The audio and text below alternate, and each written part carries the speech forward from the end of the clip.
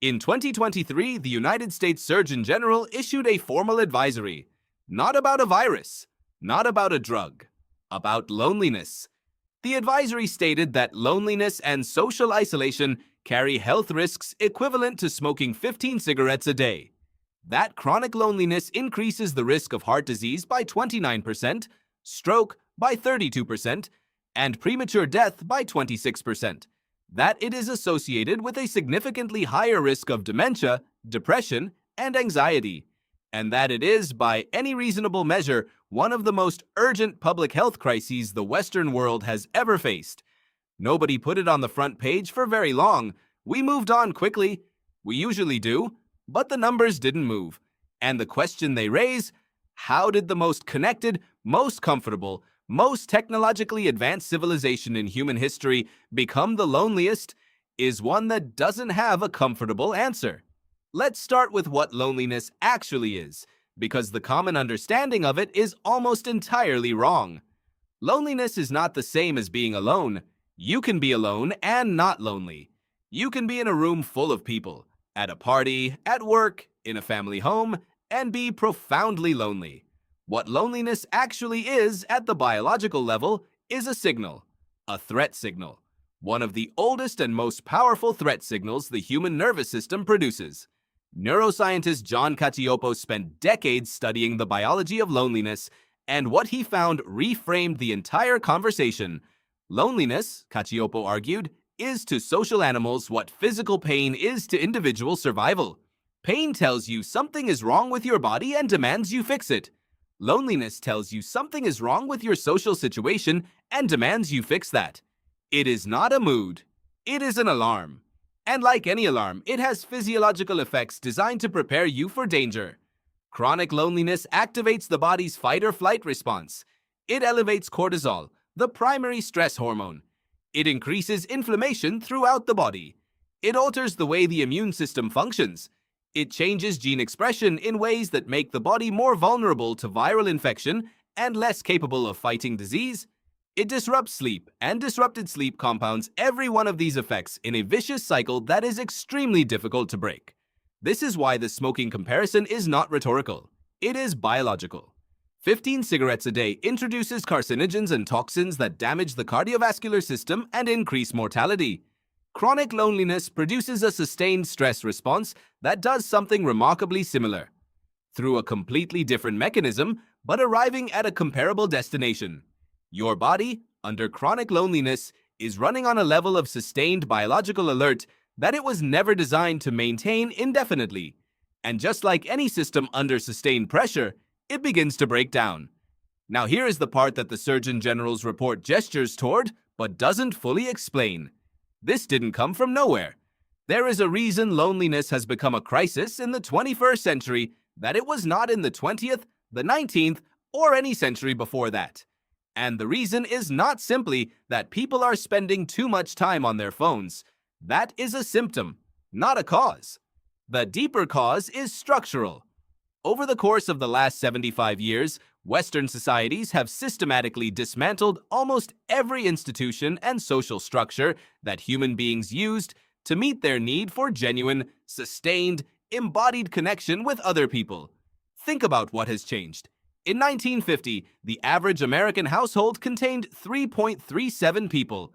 By 2022, it was 2.53. And the fastest growing household type in both the United States and the United Kingdom is the single-person household. People are living alone at rates that have no historical precedent. Not because they want to, necessarily, but because the economic and social structures that used to make other arrangements natural and necessary have dissolved. Religious participation, which for most of human history provided not just spiritual meaning, but regular, structured, community gathering, has collapsed across the Western world. In 1990, roughly 90% of Americans identified with a religious group. By 2023, that number was under 50% and falling. Whatever you think about religion, the communal gathering it provided, the weekly assembly of people who knew each other, who marked life events together, who showed up when someone was sick or grieving, was doing social work that nothing has replaced. Union membership, which in mid-century America meant belonging to an organization that you attended, that had meetings, that created relationships between people who worked in the same industry across different companies, has declined from roughly 35% of American workers in the 1950s to under 10% today. Third places: the bars, the clubs, the community centers, the barbershops, the bowling leagues that Robert Putnam documented disappearing in his landmark book Bowling Alone, have continued to close at an accelerating rate. The physical infrastructure of community has been quietly collapsing for decades, and we replaced it with nothing. Or rather, we replaced it with something that looked like connection and wasn't. Social media promised to solve loneliness. It made it worse. Not because social media is simply bad, the relationship is more complicated than that, but because online connection, for the vast majority of people, does not satisfy the biological need that loneliness is signaling. Cacioppo's research is clear on this point. What the human body needs, what the social alarm is demanding when it fires, is not information about other people. It is not passive exposure to other people's lives. It is embodied, reciprocal, face-to-face interaction. The kind of interaction where you can see someone's face change in real time, where you can feel the physical presence of another nervous system nearby, where the ancient co-regulation systems that human beings evolved over hundreds of thousands of years of living in small, tight-knit groups can actually function. Online interaction triggers some of the same surface signals, but it leaves the deeper system unsatisfied in the same way that scrolling pictures of food leaves you hungry. The representation is not the thing. And there is something darker here too.